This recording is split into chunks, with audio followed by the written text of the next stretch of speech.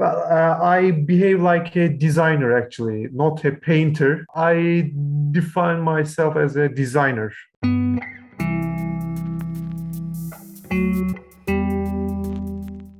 Welcome to the Pixel Paper Podcast, a series where we get to know the creative processes behind all types of digital artists, particularly those who are up and coming. My name is Noor, graphic designer and work-in-progress digital artist, and I'll be your host for today.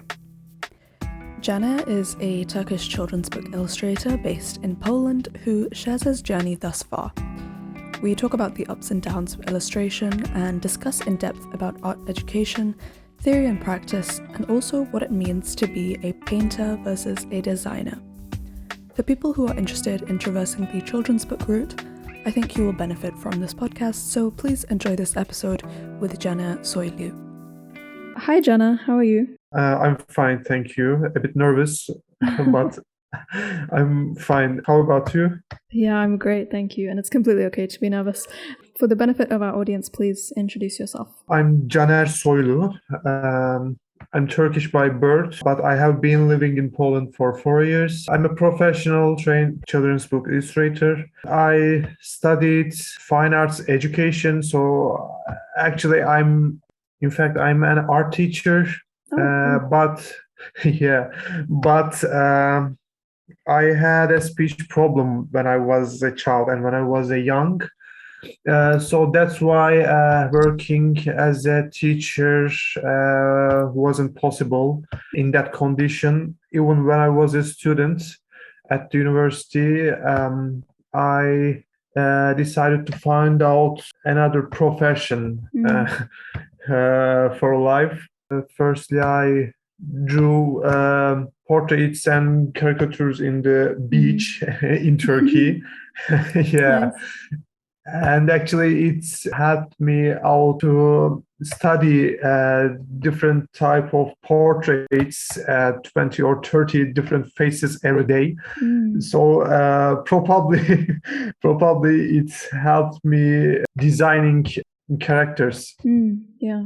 And I got some job offers, freelance job offers, children's book illustration, and I started illustrating children's books.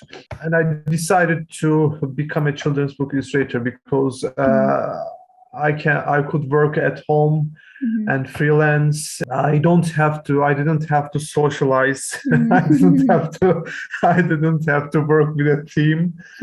I had experiences with teams, but I had big issues with communication and speaking, and it didn't work so well. That's why I returned to work at home alone. Now I have been working for a personalized children's book publisher in Poland full time. So I just want to jump straight into actually the process behind it. So can you explain the process behind how you go from start to finish in making a children's book? Making a children's book, actually, it depends on the story and the author. Sometimes I work for some different type of publishers, traditional publishing or self-publishing. They're completely different. Actually, self-publishers, of course, have specific expectations, and working with them might be much more complicated. But traditional publishing is regular.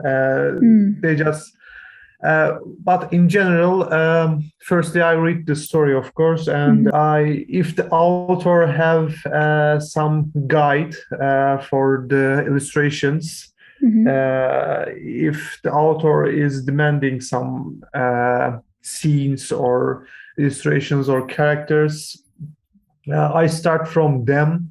If the author or publisher leave everything to me, then I choose some scenes that I want to illustrate and make a list of the illustrations. and start designing the concept, in general concept, like visual development. Yeah. What do I need in this book? What kind of environment, what characters we need, what assets we need, starting to design all of these elements.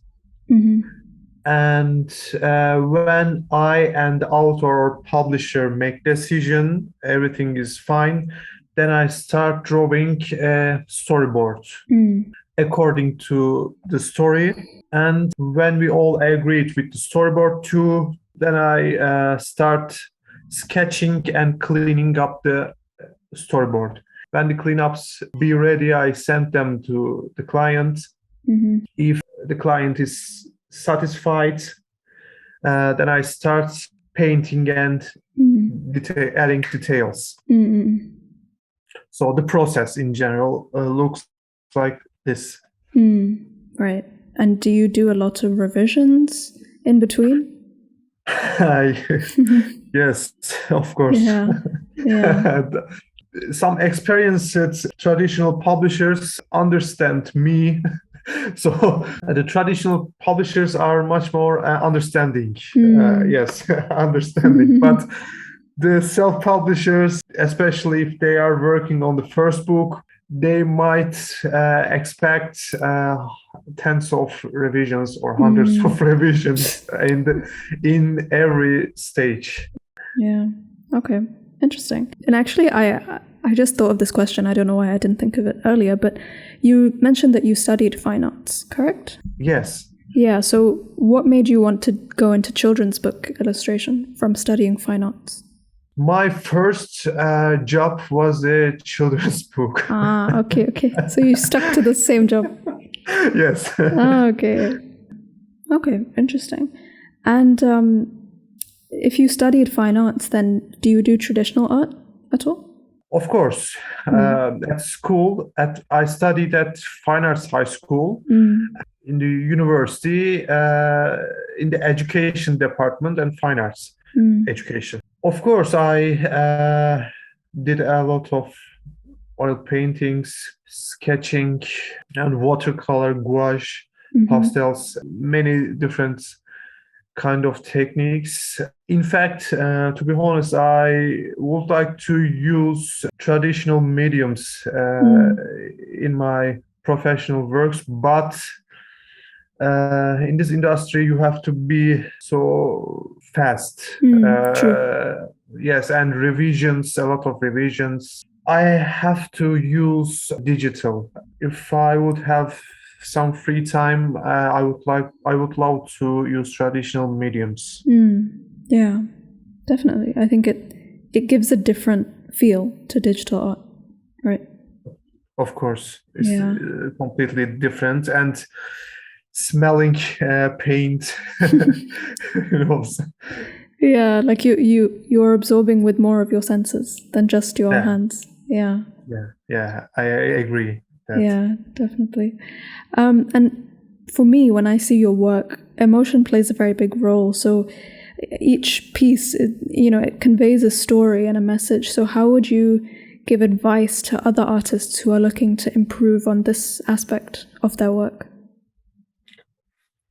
Don't know, it's so subjective, but in my opinion, reading and watching a lot and meeting and talking to different type of people and being around people of different cultures.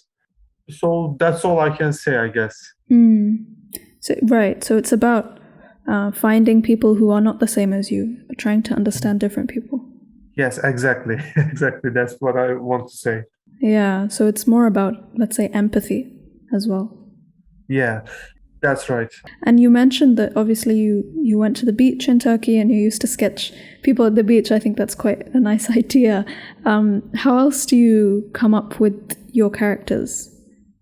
I started to read the emotions and the characters behind human faces. If you want to design good character, there are some don't know, stereotypes. If you Yes. want to, or a bad character, there are still stereotypes. For example, in a children's book, there is a bad character. It's not difficult to find out face and body proportions for such a character for me, because I've sketched a lot of characters to similar, a lot of faces to similar to that character, so I can easily find out a look. Yeah. I think it's about psychology as well, I guess, what you're talking. Yes, of course. What do you think of social media as an artist? That's a question that I've asked a lot of artists on this podcast. Social media is a good for self-promotion, actually. Actually, it's a big chance for artists, not only commercial. It's useful to express ourselves, I think, our emotions, our interests. So I think it's a big chance in modern times, because I'm so young. We are so young, but when I talk to my masters at university, everything was much more difficult when they were started their artistic career, because even you are so talented, you couldn't find a place to show off your talent and your paintings, your drawings. But in social media, everything is possible, and everything is free. True. So yes. Yeah, that's true. I mean, you gave a very, I would say, a more positive review of social media. No, I think that's great. And how, if you don't mind me asking, how are there any specific examples of how it's helped you? I mean, has it gotten you work or anything like that? Yes, of course. Most of my clients from social media, to be honest, and not only social media, some portfolio websites, but in general, from social media. My current employer, we have been working together for 4 years, even 5 years. He found me in also social media. So yes. And I noticed that your Instagram, you have a sketching account that's different from your main account. So why is that? I created that account 2 years ago to share my sketches separately, just for sketches. But management to different accounts was so difficult, and I couldn't continue to share in this account. From time to time, I'm trying to do, but I do not have time to manage two different Instagram accounts, unfortunately. And people started to follow that account too, and I can't stop. Yeah, that's true. I mean, I agree. I have a few accounts as well. It's a lot of work. Yes. Yeah, but what were the benefits of sketching for you? A designer, actually, not a painter. I define myself as a designer.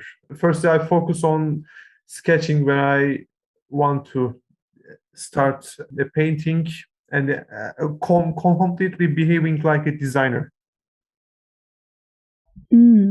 So what does it mean? Maybe people in the audience may not understand. What does it mean, the difference between a designer and an artist? I mean a painter. Okay. Why don't you call yourself a painter? Why did you because I use the word designer? Do painting. In my discipline, painting is completely different, and design work is completely, they are completely different things. And painting, especially impressionist painting from nature, for example. Of course, you don't have time to sketching. You need to be so quick and just finding the correct colors and adding on the surface. I don't know, paper or canvas. But in design work, you need to find best. That's why you need to try and show the clients or your manager or master, I don't know, taking feedbacks and proceed. So otherwise, if you finalize without sketching, you are going to lose a lot of time because you need to start from scratch again and again. So that's the difference between designing and painting. I think all artists designers? are not designers.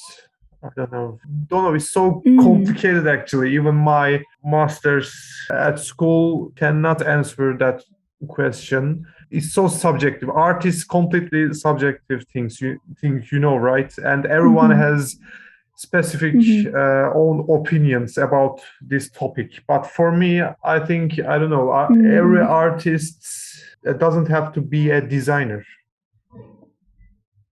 So would you say an artist who is a designer or considers themselves to be a designer Good is a and better bad artist? doesn't sound so well.